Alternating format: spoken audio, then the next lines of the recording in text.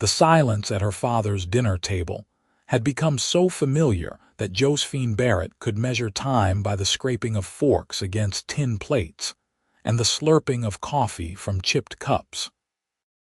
23 years she had lived in this house on the dusty edge of Mineral Park, Arizona. And 23 years she had kept her thoughts locked behind her teeth while her father and 3 brothers debated everything from cattle prices to territorial politics without once glancing her direction. It was 1882, and the Arizona Territory still felt raw and unfinished, like God had sketched it out but never quite completed the details. Josephine spent her days cooking, cleaning and mending clothes worn thin by desert wind and hard labor. Her opinions on ranch management and livestock breeding swirling uselessly in her mind. Her mother had died when she was 7, leaving behind only the lesson that women existed to serve, not to speak. "The South pasture is dried up," her eldest brother Marcus said one evening in July, his weathered face creased with concern. "We need to move the herd before we lose more cattle." "Too risky," her father grunted, not looking up from his plate. "Could lose them to rustlers on the trail." Josephine's hands tightened around her fork. She had ridden past the South pasture that morning and seen not just dried earth, but tracks indicating an underground spring about half a mile east, exactly where the land dipped low near the cottonwood grove. She had grown up reading the land the way her brothers read the sky, but her knowledge went unspoken, unheard, invisible as the wind. After dinner, she cleared the plates while her father and brothers moved to the porch, their voices carrying through the open window as they continued their debate. She scrubbed each dish with more force than necessary, watching the soap bubbles catch the lamplight, and wondered if this was all her life would ever be. The next morning, Marcus rode into town to hire additional ranch hands. They needed help for the summer work, and the ranch was prospering enough to afford it. Josephine was hanging laundry when she heard the horses approaching in the afternoon, and she looked up to see her brother riding alongside a stranger. The cowboy sat tall in his saddle, his dark hat pulled low against the blazing sun. Even from a distance, there was something different about the way he carried himself, a quietness that seemed deliberate rather than shy. When he dismounted in the yard, she noticed he moved with a slight limp, favoring his left leg. "Josephine, this is James Donovan," Marcus called out. "He will be staying in the bunkhouse and helping with the cattle. Make sure there are enough provisions for an extra man." She nodded, keeping her eyes lowered as she had been taught, but not before catching a glimpse of the stranger's face. He was perhaps 27 or 28, with deep-set eyes that seemed to notice everything and sun-bronzed skin that spoke of years under open skies. A scar ran along his jawline, pale against his tan. "Pleased to meet you, Miss Barrett," James said, and his voice was softer than she expected, almost gentle. She nodded again and hurried back to the clothesline, her heart beating faster for reasons she could not name. That evening at dinner, James sat at the far end of the table, eating quietly while her father and brothers discussed the day's work. Josephine served the food and then took her usual seat, preparing herself for another meal of silence. She had just taken a bite of beans when James's voice cut through the conversation. "Miss Barrett, what do you think about the water situation in the South pasture?" The table fell silent. Every head turned toward James, then slowly toward her. Josephine felt her cheeks flush hot, her throat constricting. She could feel her father's disapproving stare, could sense her brother's confusion. She started, but her voice came out as barely a whisper. "The South pasture," James repeated, his tone patient and genuinely curious. "You must have ridden past it recently. Did you notice anything that might help us locate water?" Her father cleared his throat, a warning sound that had silenced her countless times before. But James was looking at her with such earnest attention, as if her answer actually mattered, that something inside her shifted. "There is a spring," she said quietly, her voice gaining strength with each word. "About half a mile east of where the current fence line ends. The land dips down near the cottonwood grove, and I saw fresh green grass growing there yesterday morning. The tracks in the dirt suggest underground water near the surface." Marcus leaned forward. "You are certain?" "I have been riding that land since I was a child," she said, meeting his eyes for the first time in years during a meal. "I know where the water runs." Her father's fork clattered against his plate. "Josephine, you presume too much. This is not women's concern." "With respect, Mr. Barrett," James interjected smoothly, "anyone who knows the land well enough to track water is exactly whose concern it should be. If your daughter has information that could save the herd, seems foolish not to listen." The tension at the table was thick enough to cut. Josephine held her breath, waiting for her father to explode to send her from the table in disgrace. But something in James's calm, reasonable tone seemed to give her father pause. "We will check it tomorrow," Marcus said finally, breaking the silence. "If she is right, we move the herd east." Josephine barely tasted the rest of her dinner. Her hands trembled slightly as she ate, adrenaline coursing through her veins. She had spoken. She had offered her opinion, and someone had listened. After the meal, as she washed dishes, she heard footsteps on the porch. Through the window, she could see James standing alone, rolling a cigarette and gazing out at the darkening desert. The sunset painted the sky in shades of orange and purple, and for a moment, everything seemed suspended in that golden light. She dried her hands and in a moment of unusual boldness stepped outside. "Thank you," she said quietly. James turned, and in the fading light she saw him smile. It was a small smile, but it reached his eyes. "No need for thanks. You knew something useful." Seemed a waste to let that knowledge go unspoken. "My father does not believe women should voice opinions at the table." "I have met a lot of men with a lot of beliefs," James said, taking a long drag from his cigarette. "Doesn't make them right." They stood in comfortable silence for a moment, listening to the cicadas begin their evening song. "Where are you from?" she asked. "Texas, originally. Worked ranches all through the territory over the past 10 years. Got injured last year, took some time to heal." He gestured to his leg. "Horse rolled on me during a storm. Lucky to keep the leg at all. I am sorry." "Don't be. Taught me something important." "What is that?"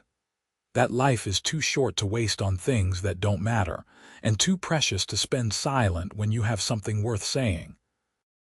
Josephine looked at him, really looked at him, and saw something in his expression that made her chest tighten. Understanding, maybe, or recognition of a kindred spirit. "I should finish the dishes," she said, though she did not want to go inside. "Of course. Good night, Miss Barrett." "Good night, Mr. Donovan." The next morning, Marcus and James rode out to the south pasture at dawn. Josephine watched them go from the kitchen window, her stomach knotted with anxiety. What if she had been wrong? What if there was no spring and she had embarrassed herself in front of everyone? But when they returned hours later, Marcus was grinning. "She was right," he announced, swinging down from his horse. "There is a whole underground spring exactly where she said. Water is flowing clear and cold. We can move the entire herd there and have enough grazing for the rest of the summer." Her father said nothing, but Josephine caught the brief nod he gave her, and it felt like a victory. That evening at dinner, James asked her opinion again. "Miss Barrett, we found some tracks near the spring. Looked like mountain lion prints. You know this land better than most. Where do you think the cat is denning?" Once again, all eyes turned to her, but this time Josephine did not hesitate. "There are caves in the red rocks about 2 miles north," she said. I have seen lions there before. They hunt at dusk and dawn. If you are moving the cattle tomorrow, do it at midday when the lions rest." Her youngest brother, Thomas, looked at her with something like respect. "That makes sense." "It does," James agreed. And then he turned the conversation to include her in the rest of the discussion about moving the herd, asking her thoughts on the best route, the safest path, the timing of the move. By the end of the meal, Josephine had spoken more at the dinner table than she had in her entire life. Her voice no longer shook. Her words came easier, and when she caught James's eye across the table, she saw approval there and something else she could not quite name. The pattern continued. Every night at dinner, James asked for her opinion. Sometimes it was about the ranch, sometimes about the weather, sometimes about nothing more important than whether the biscuits needed more salt. But every time, he listened to her answer with genuine attention, and gradually, her father and brothers began to listen too. Weeks passed, and summer deepened into the brutal heat of August. The herd thrived in the new pasture, and the ranch work fell into a steady rhythm.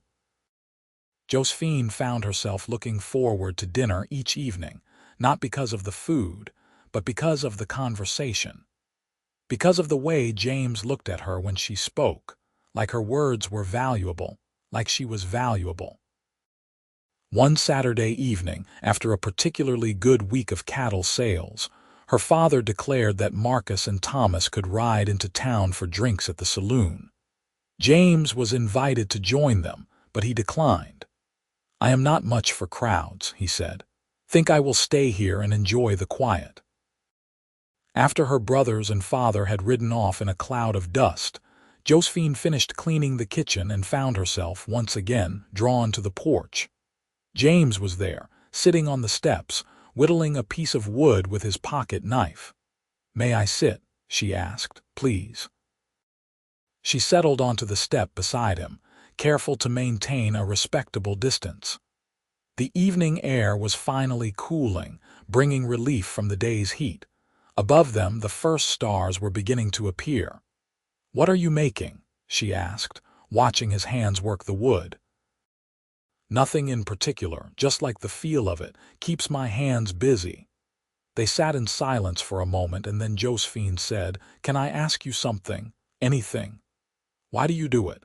Why do you ask for my opinion every night?" James was quiet for a long moment, his knife pausing mid-stroke.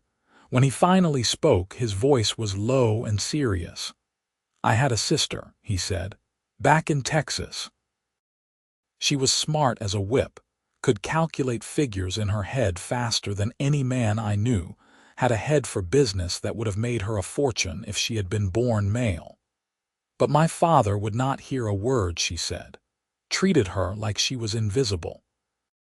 She married the first man who offered, just to escape that house, and he was worse than my father. Beat her for talking too much, for having opinions, for existing too loudly in his world." Josephine's breath caught. "What happened to her?" "She died in childbirth at 19. The baby too." His voice was flat, but she could hear the pain beneath it. "I think she just gave up, decided life was not worth living if she had to spend it silent and small. I am so sorry. Me too. And I swore after I buried her that I would never stand by and watch another woman be silenced. That if I ever had the power to let someone be heard, I would use it."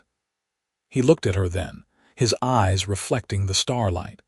"You have knowledge and intelligence and insight, Josephine.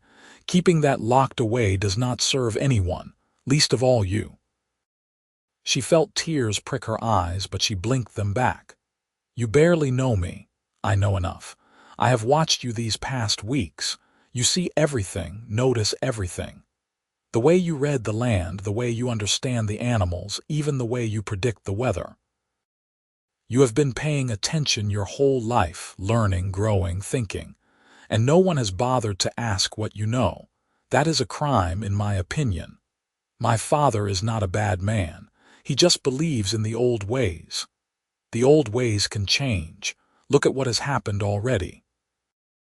Your brothers are starting to ask your opinion too, starting to see your value. Marcus asked you about supplies yesterday without me prompting it. It was true. Small changes were happening, ripples spreading out from James's steady questions. "Why did you really stay here tonight instead of going to town?" Josephine asked. James smiled, that small, quiet smile she was coming to cherish. "I think you know why." Her heart began to beat faster. "Tell me anyway." "Because the best part of my day is sitting at that dinner table and watching you come alive when you speak. Because I wanted the chance to talk to you without an audience. Because—" He paused, setting down his knife and the wood. "Because in the past 6 weeks, I have come to care for you, Josephine Barrett, and I wanted to spend my free evening in your company."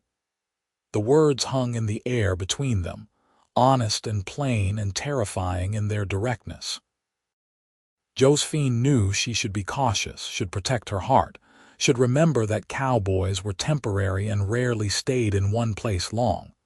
But when she looked at James, she saw only sincerity. "I have come to care for you too," she said softly. "You have given me something I did not know I was missing." "What is that?" A voice. "And the courage to use it." James reached out slowly, giving her time to pull away, and took her hand. His palm was rough with calluses, warm and solid and real. She did not pull away. They sat like that as the stars multiplied overhead, hands entwined, shoulders almost touching, and talked. She told him about her childhood, about her mother's death, about the loneliness of being invisible in her own home.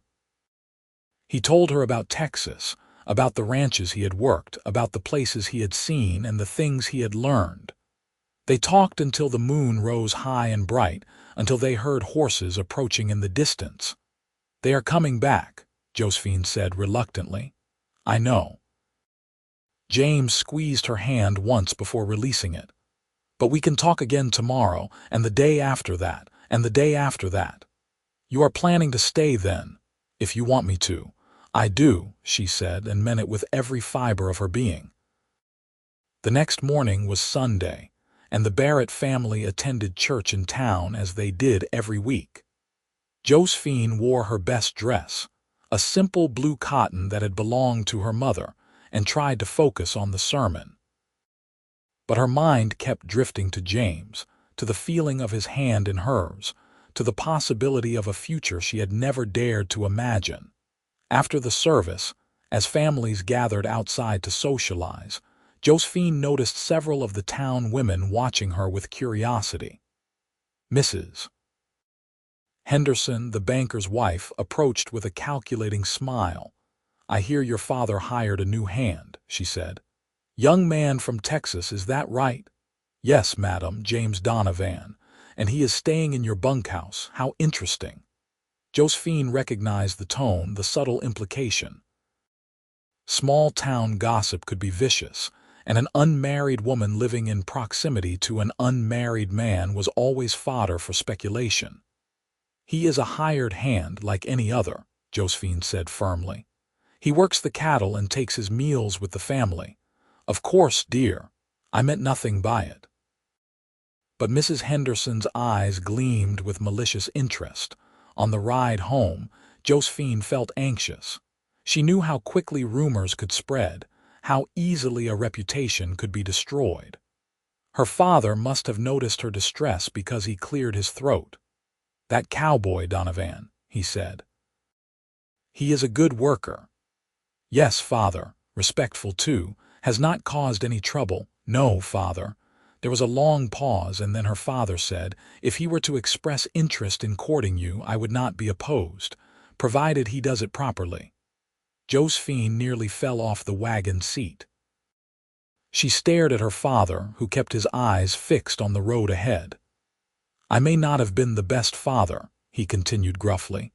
"Your mother used to tell me I was too hard, too set in my ways. And these past weeks, watching you at the table, hearing what you have to say, I have realized she was right. You are a capable woman, Josephine. You deserve a man who sees that." Tears spilled down her cheeks before she could stop them. "Thank you, Father." He nodded once, still not looking at her, but she saw his jaw tighten with emotion when they arrived home. James was waiting in the yard. He had stayed behind to watch over the ranch, and he looked up as the wagon approached. Josephine's father climbed down and without preamble walked over to James. "Mr. Donovan, might I have a word?" "Of course, sir." The two men walked toward the barn, and Josephine watched them go with her heart in her throat. Marcus came up beside her. "Father is giving him permission to court you," he said quietly. "How do you know?" "Because Thomas and I asked him to. We have seen the way you two look at each other. And Donovan is a good man. You could do worse." "That is practically a glowing endorsement coming from you," Josephine said, trying to lighten the moment. Marcus smiled.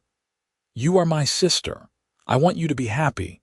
You have not been happy for a long time."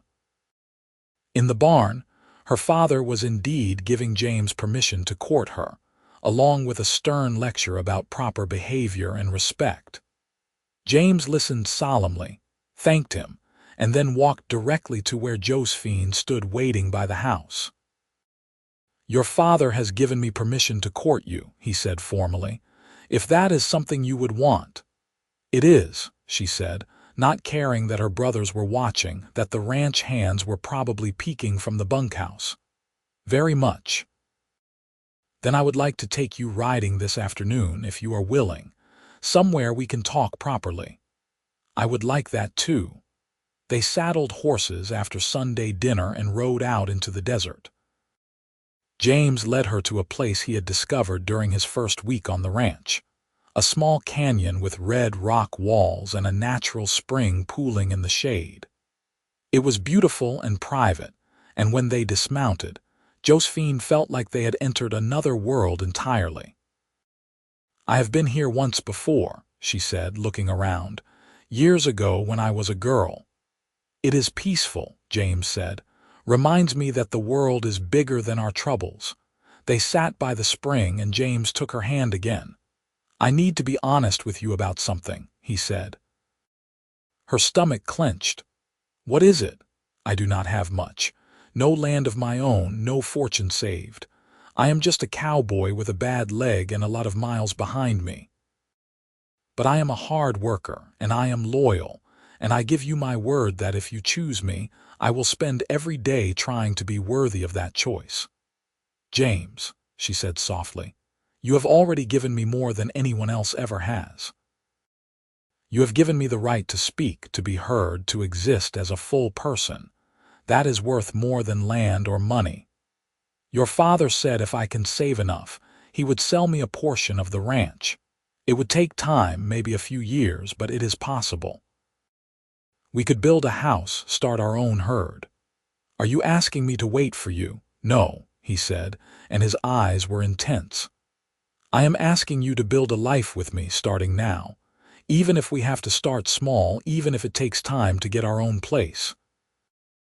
I am asking you to marry me, Josephine Barrett, because I have never met anyone like you, and I do not want to spend another day without you by my side." She could barely breathe. "We have known each other only 6 weeks. I know. If you need more time, I will wait. But I also know what I feel, and I know it is real." Josephine thought about the years she had spent silent and invisible, the lifetime she had wasted keeping her thoughts locked away. She thought about the way James looked at her, listened to her, valued her. She thought about the future they could build together, the conversations they could share, the partnership they could create. "Yes," she said, "I will marry you." James exhaled like he had been holding his breath. Then he pulled her close, and they kissed there by the spring, with the red rocks surrounding them and the desert sky blazing overhead.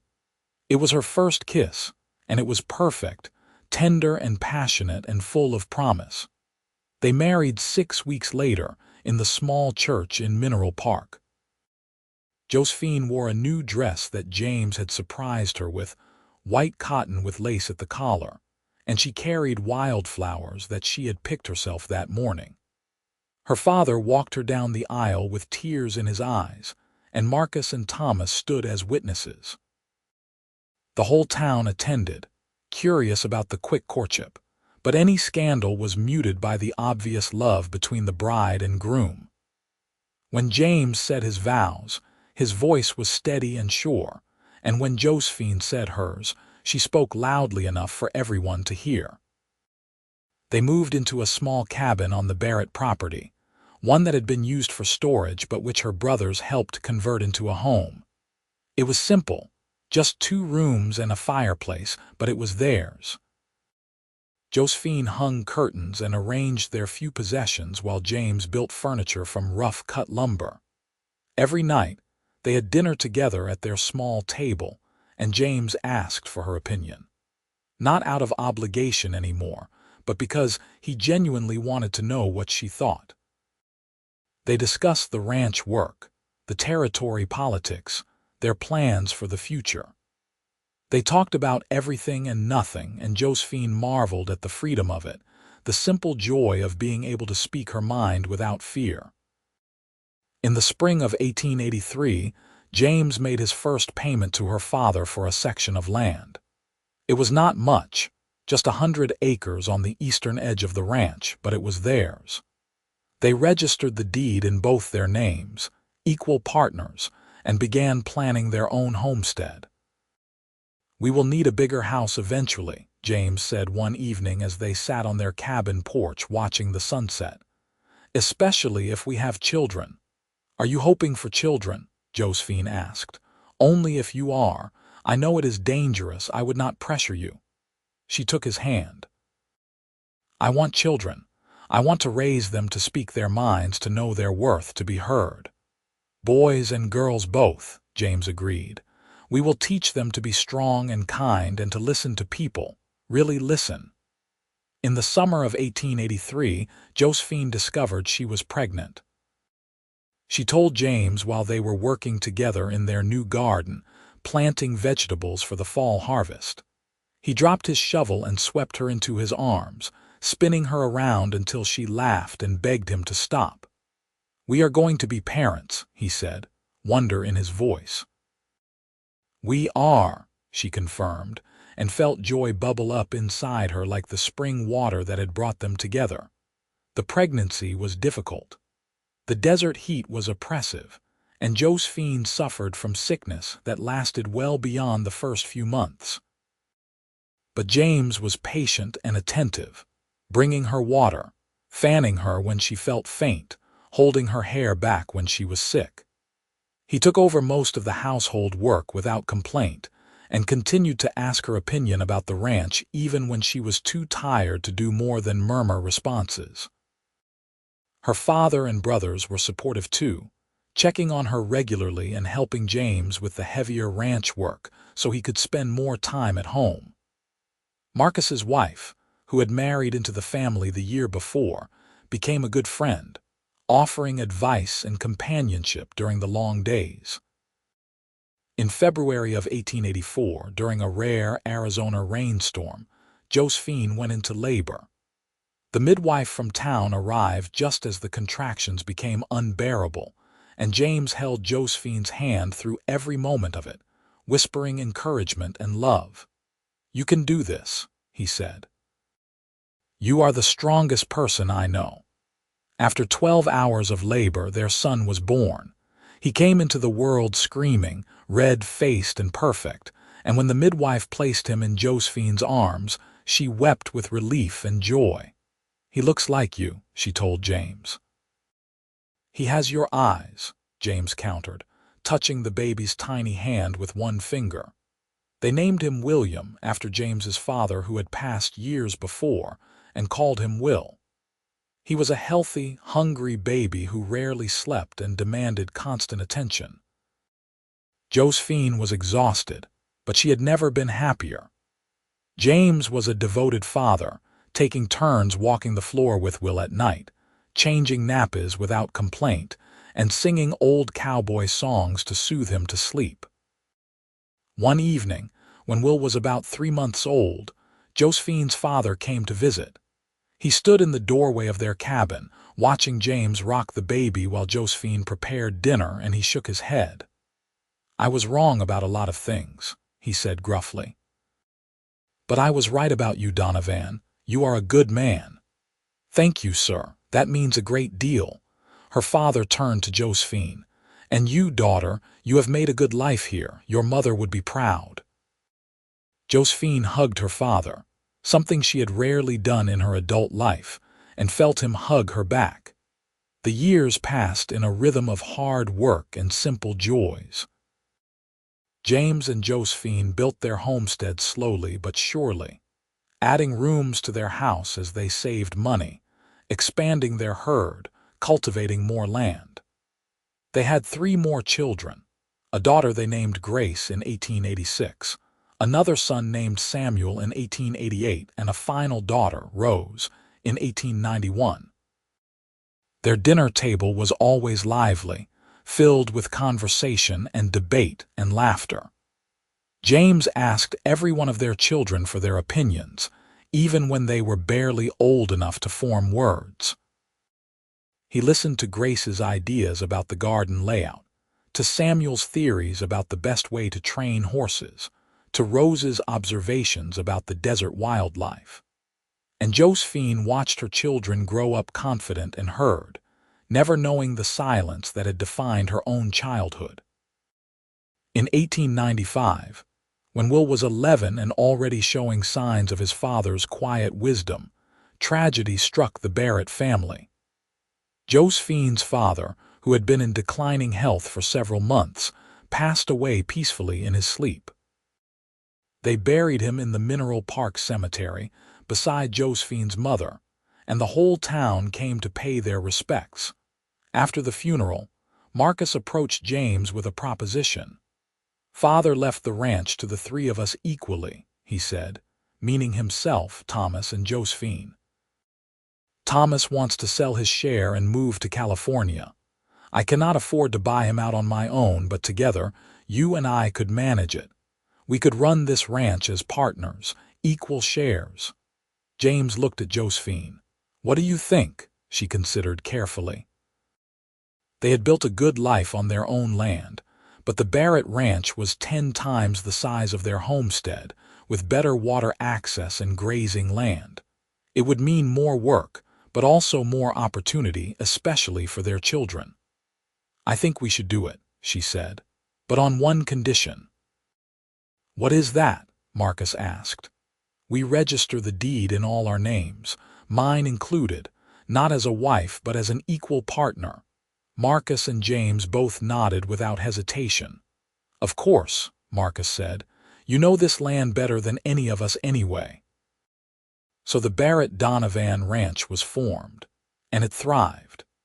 Josephine took an active role in managing the business, handling the books and negotiating sales with a skill that impressed even the hardened cattle buyers who came through Mineral Park. James managed the day-to-day ranch operations, and Marcus oversaw the expansion of their herds. By 1900, they owned the largest ranch in the territory, employing dozens of hands and running thousands of head of cattle. But more importantly, they had built something lasting, a legacy of respect and partnership that would pass to their children. Will grew into a serious, thoughtful young man who loved the land as much as his parents did. Grace became a teacher, opening a school in Mineral Park where she encouraged all her students, boys and girls alike, to speak their minds and pursue their dreams. Samuel showed a talent for breaking horses and became known throughout the territory for his gentle, patient methods. And Rose, the youngest, surprised everyone by developing a passion for medicine, apprenticing with the town doctor when she was barely 16. On their 20th wedding anniversary in 1903, James and Josephine hosted a celebration at the ranch. Friends and family came from all over the territory, and tables were set up outside under the stars. There was music and dancing and enough food to feed an army. As the evening wore on, James pulled Josephine aside, away from the crowd, and led her to the place where they had first kissed, by the spring in the Red Rock Canyon. It looked exactly the same as it had all those years ago, timeless and peaceful. 20 years, he said, pulling her close. Best 20 years of my life. Mine too, she said, resting her head against his chest and listening to the steady beat of his heart. You remember that first night on the porch, when I asked you why you had never been allowed to speak at the table? I remember everything about those early days. I fell in love with you that night, watching you realize that your voice mattered, seeing you come alive. That was when I knew I wanted to spend my life with you. I fell in love with you the moment you asked for my opinion, Josephine admitted. No one had ever done that before. You changed everything for me, James. You gave me myself. No, he said gently, tipping her face up to look at him. You were always there. I just helped you find your voice. But the courage to use it, the strength to keep using it, that was all you. They kissed then, and it was just as perfect as their first kiss had been, full of love and promise and deep, abiding affection. What do you think the next 20 years will bring? Josephine asked. I think we will watch our children build their own lives and make their own choices. I think this ranch will continue to grow and prosper. I think Arizona will become a state and we will see changes we cannot even imagine yet. And us, James smiled. I think we will grow old together, side by side, partners in everything. I think we will sit on our porch and watch the sunsets and talk about everything and nothing. I think we will fill our house with grandchildren and teach them the same lessons we taught our children. And I think, every single night, I will still want to hear your opinion. Even when I am old and gray and can barely remember my own name, especially then, because your voice is the one I want to hear for the rest of my life. The years that followed proved James right. They did grow old together, their hair turning silver, their faces creasing with laugh lines. They welcomed grandchildren into their home, teaching them to ride and rope and think for themselves. They saw Arizona achieve statehood in 1912, and they celebrated with the whole territory. Grace married a kind man who appreciated her intelligence and supported her teaching career. They gave Josephine and James 4 grandchildren. Will took over the main ranch operations and married a smart, capable woman who became one of Josephine's closest friends. They had 3 children. Samuel traveled for several years, working ranches throughout the West, and returned with a bride he had met in Montana. They settled on a portion of the ranch and raised 2 children. And Rose, determined and brilliant, became a doctor despite all the obstacles placed in her way, and eventually opened a practice in Mineral Park where she treated patients regardless of their ability to pay. Every Sunday, the entire family gathered at the ranch for dinner. The table had been expanded multiple times to accommodate everyone, and the conversations were loud and chaotic and wonderful. James, even in his 70s, still asked everyone for their opinions, from the oldest to the youngest. The grandchildren grew up never knowing a time when their voices were not valued, when their thoughts were not heard. In 1920, when James was 65 and Josephine was 61, they decided to officially retire from active ranch management. Will and his wife took over the day-to-day operations, though James and Josephine remained involved as advisors and, more importantly, as the heart of the family. They built themselves a small house near the original spring, coming full circle to where their love story had truly begun. It was a simple structure with a wide porch and big windows that let in the desert light. They spent their days reading, working in the garden, and entertaining a constant stream of children and grandchildren who came to visit. One evening in late summer, as they sat on their porch watching the sunset paint the sky in shades of gold and crimson, Josephine reached for James's hand. "I was thinking today about that first dinner," she said, "when you asked me about the water situation in the south pasture. I remember. You were terrified. I was, but I was also thrilled. For the first time in my life, someone wanted to know what I thought. It changed everything." "You changed everything," James corrected gently. "You had the courage to speak up even when you were afraid. That is what made the difference." "We made the difference together. We built this life together, raised these children together, created this family together. I could not have done any of it without you."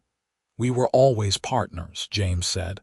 "From that very first night, equal partners in every way." They sat in comfortable silence as the stars began to emerge, their hands entwined just as they had been on that first evening so many years ago. The desert wind carried the scent of sage and creosote, familiar and comforting. "What are you thinking about?" James asked, because even after all these years he still wanted to know. "I am thinking about how lucky I am. To have found you, to have lived this life, to have had the chance to use my voice. Not every woman gets that chance. Not yet.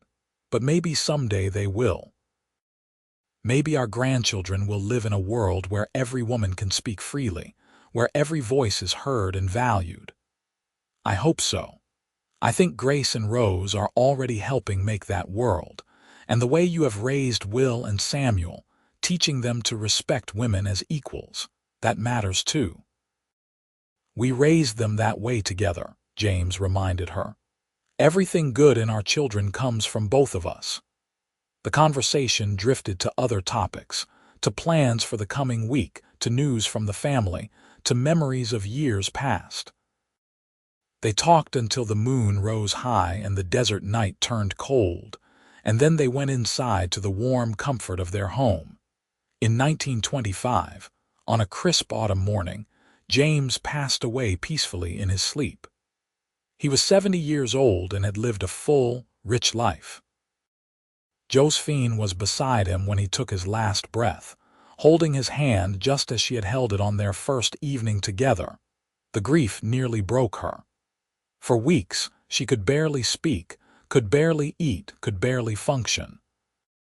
But her children and grandchildren surrounded her with love, and slowly, she found her way back to herself. She realized that James would not want her to fade away in silence, to lose the voice he had worked so hard to help her find. So she kept living. She kept speaking. She attended family dinners and gave her opinions freely. She advised Will on ranch management and Grace on school matters. She helped Rose with medical questions and encouraged Samuel in his horse training methods. She played with her great-grandchildren, who were starting to arrive, and told them stories about their grandfather, about the man who had changed her life simply by asking what she thought. Josephine lived another 12 years, remaining sharp and engaged until the very end. She passed away in 1937 at the age of 78, surrounded by 3 generations of family who loved her. Her last words were advice to her youngest great-granddaughter about the importance of speaking up and being heard. They buried her beside James in the Mineral Park Cemetery, under a headstone that read, "Josephine Barrett Donovan, 1859–1937. Beloved wife, mother, grandmother, and great-grandmother, she found her voice and used it well. At the funeral, Will stood to give a eulogy."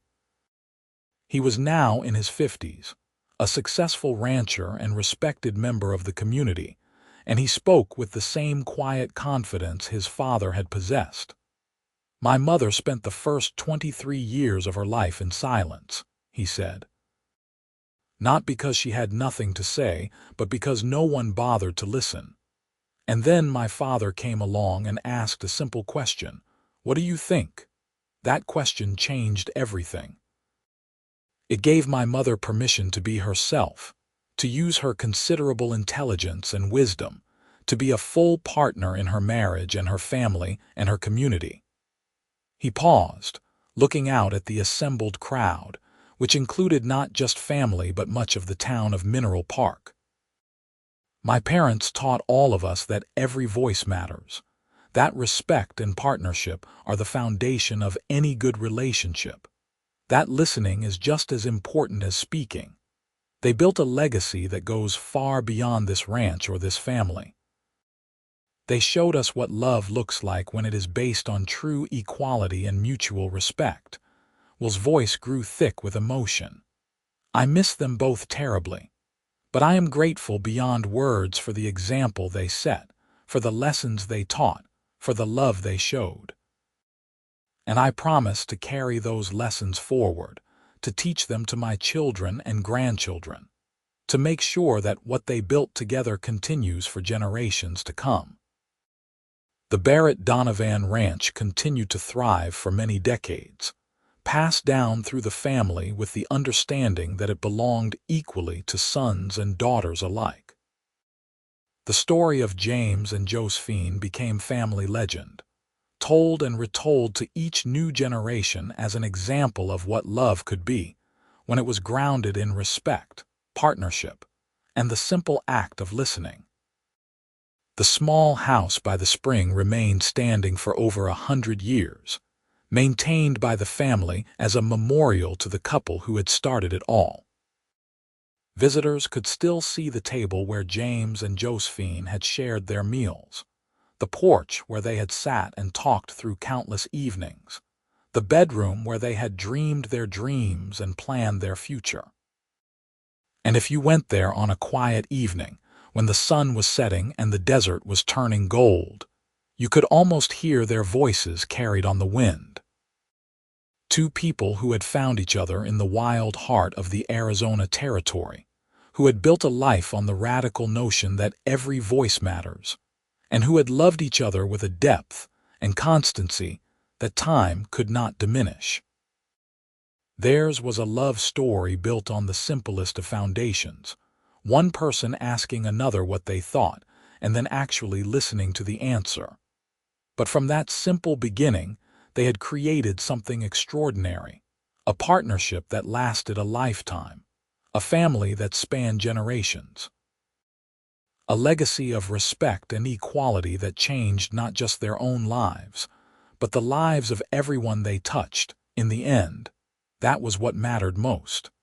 Not the ranch they built or the fortune they accumulated, but the way they treated each other. The way James valued Josephine's opinions every single day of their marriage. The way Josephine found her voice and used it to make the world a little bit better. The way they raised their children to be kind and strong and to listen, really listen, to the people around them. It was a simple story in many ways. A cowboy and a woman who had never been allowed to speak. A dinner table where, for the first time, someone asked for her opinion. And from that small beginning, a love that changed everything. Years later, when historians studied the development of women's rights in the American West, they often overlooked stories like Josephine's. There were no dramatic protests, no political movements, no public campaigns. Just one woman who found her voice, one man who helped her find it, and a family that learned to listen. But those small, personal revolutions were just as important as the larger ones. They happened in living rooms and around dinner tables, in quiet conversations between two people who loved each other, enough to be honest and vulnerable and real. The Barrett Donovan Ranch eventually became a historical landmark, preserved as an example of early Arizona ranching life. Tours were given, showing visitors the original cabin where James and Josephine had started their married life, the expanded house where they had raised their children, and the small cottage by the spring where they had spent their final years together. But the real legacy was not in the buildings or the land. It was in the descendants who carried forward the values James and Josephine had instilled. Teachers who encouraged all their students to speak up. Business owners who treated employees with respect and valued their input. Parents who asked their children for their opinions and actually listened to the answers. politicians who fought for equality and justice, doctors who treated every patient with dignity, ranchers who managed their land with wisdom and foresight. All of them could trace their values back to a dinner table in 1882, where a cowboy named James Donovan asked a young woman named Josephine Barrett what she thought about water in the South pasture, where he listened to her answer and valued her knowledge, where he saw her not as a servant or a decoration, but as a complete person with thoughts and feelings and wisdom worth hearing. That was where it all began, with a question and an answer, with respect and recognition, with one person seeing another fully and choosing to love what he saw. And from that simple beginning, everything else followed. Love and partnership, children and grandchildren, a ranch that prospered and a family that thrived, a voice that had been silent for 23 years finally being heard. A woman who spent the rest of her life speaking her truth and teaching others to do the same.